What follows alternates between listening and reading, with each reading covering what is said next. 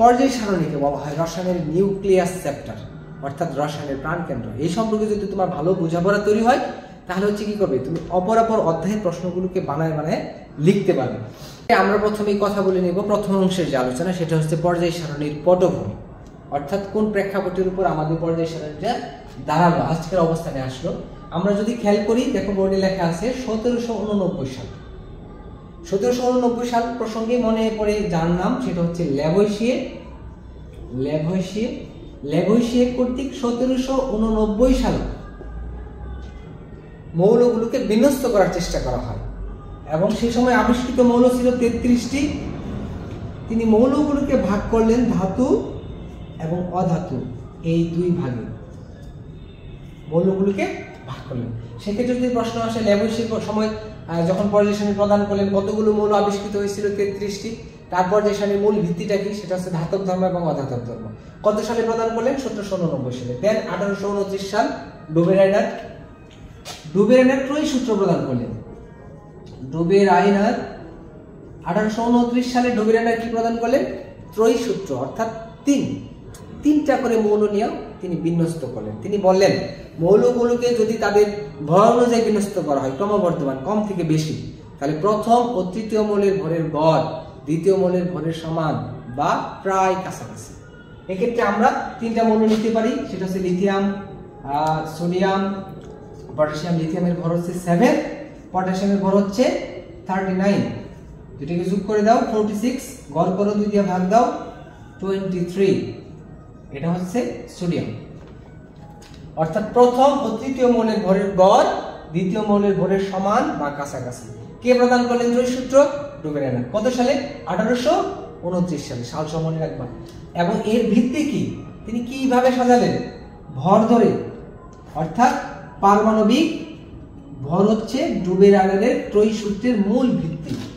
দেন 1864 সাল আসছে হচ্ছে জন নিউল্যান্ড। 1864 সালে জন নিউল্যান্ড মৌলগুলিকে বিন্যস্ত করলেন পারমাণবিক ভর অনুযায়ী। বললেন মৌলগুলোকে যদি ক্রমবর্ধমান পারমাণবিক ভর অনুযায়ী সাজানো হয় তাহলে প্রতি অষ্টম মৌলে মৌলগুলোর ধর্মের মিল খুঁজে পাওয়া যায়। এটা হচ্ছে কে? জন নিউল্যান্ড। তারপর হচ্ছে 1869 সাল, তখনই একটা বৈপ্লবিক পরিবর্তন আসলো আমাদের এই পর্যায় সারণীর মধ্যে।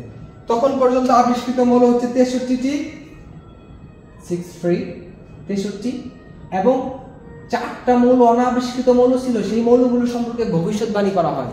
এটা পর্যায় সারণীর জন্য একটা বিরাগন, এবং সেই 4টা মৌল পরবর্তীতে আবিষ্কৃত হয়েছিল। এই মোট 67টা মৌল নিয়ে একটা পর্যায় সূত্র প্রদান করলেন রাশিয়ান বিজ্ঞানী দিমিত্রি মেন্ডেলিভ। কি বললেন?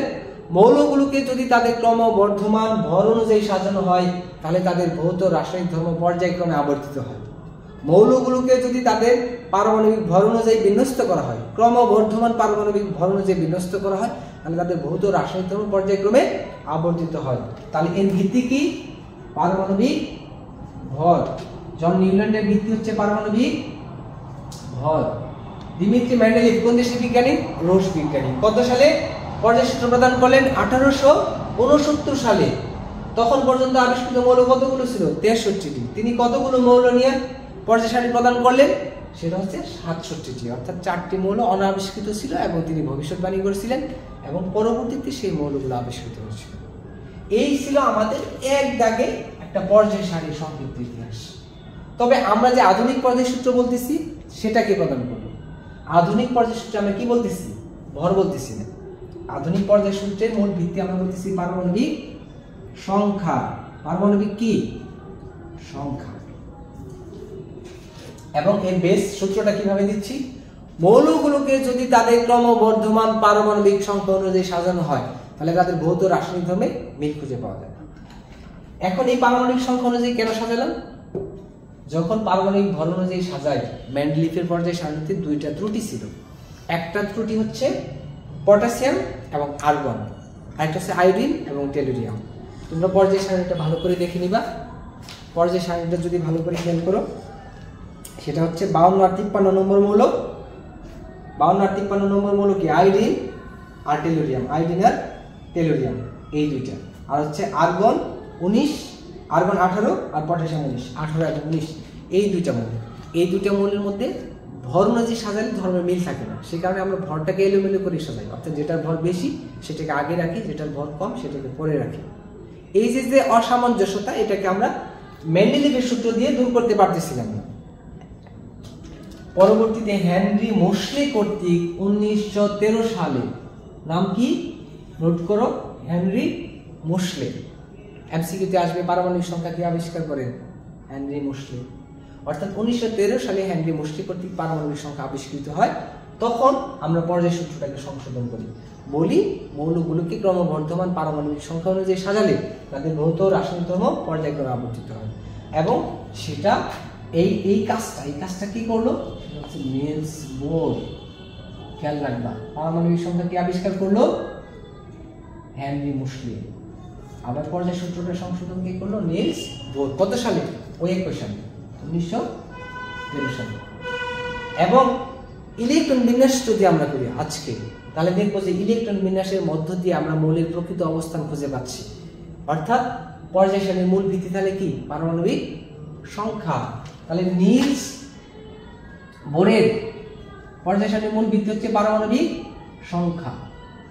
আবার ইলেকট্রন বিন্যাস করে যেহেতু আমরা কি করতেছি, মৌলগুলোর অবস্থান খুঁজে পেতে পারছি, সেজন্য আমাদের ইলেকট্রন বিন্যাস হচ্ছে পর্যায় সারণীর মূল ভিত্তি। ইলেকট্রন বিন্যাস, এটাকে আমরা নেক্সট ক্লাসে আলোচনা করব, কিভাবে ইলেকট্রন বিন্যাস করে আমরা মৌলের গ্রুপ এবং পর্যায় খুঁজে বের করতে পারি। এবং খুব গুরুত্বপূর্ণ প্রশ্ন, এবং সেই ক্লাসটা হচ্ছে সবচেয়ে গুরুত্বপূর্ণ এই অধ্যায়ের জন্য।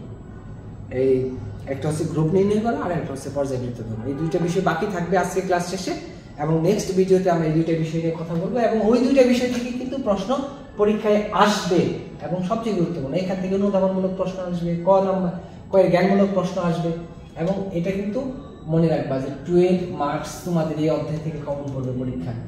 একটা সিকিউ আসবে 10, এমসিকিউ আসবে 2টা, সেটা হচ্ছে 12। এই 12 নম্বরের প্রিপারেশন তোমরা এই অধ্যায় থেকে পাবো। অর্থাৎ যারা 5 নম্বর চাচ্ছ তারা হচ্ছে 19 চাচ্ছ, এক অধ্যায় করলেই মোটামুটি 5 নম্বরের কাছাকাছি চলে যাবে। তো যাও, এই হচ্ছে আমাদের পর্যায় সারণীর পটভূমি, অর্থাৎ হিস্ট্রি। লেবসিয়ের হাত ধরে যে যাত্রা শুরু 33টা মৌল নিয়ে, সেটা আর একটা পরিপূর্ণ বিকাশ। ডুবেরানার, নিউল্যান্ড, তারপর হচ্ছে মেন্ডেলিভ, দেন নিলস বোর, এর মধ্য দিয়ে পরিপূর্ণরূপে একটা বিকাশ লাভ করলো। এবং এদের ভিত্তিগুলো আমরা খুঁজে পেলাম: ধাতব অধাতব ধর্ম, পারমাণবিক ভর, পারমাণবিক ভর, পারমাণবিক ভর। নিলস বোরের মধ্যে আসে হলো পারমাণবিক সংখ্যা। এবং এই 33টা নিয়ে যে যাত্রা শুরু, আজ অবধি আমরা এখানে কতগুলো মৌলকে বিন্যস্ত করতে পারি? 118টা।